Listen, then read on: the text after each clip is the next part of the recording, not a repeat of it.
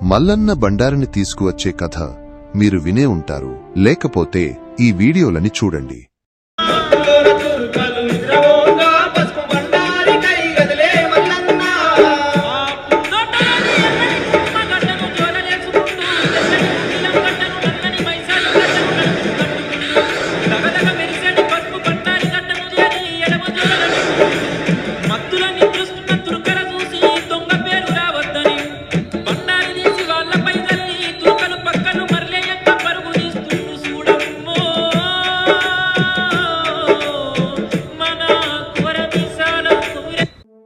ఆలోచించండి.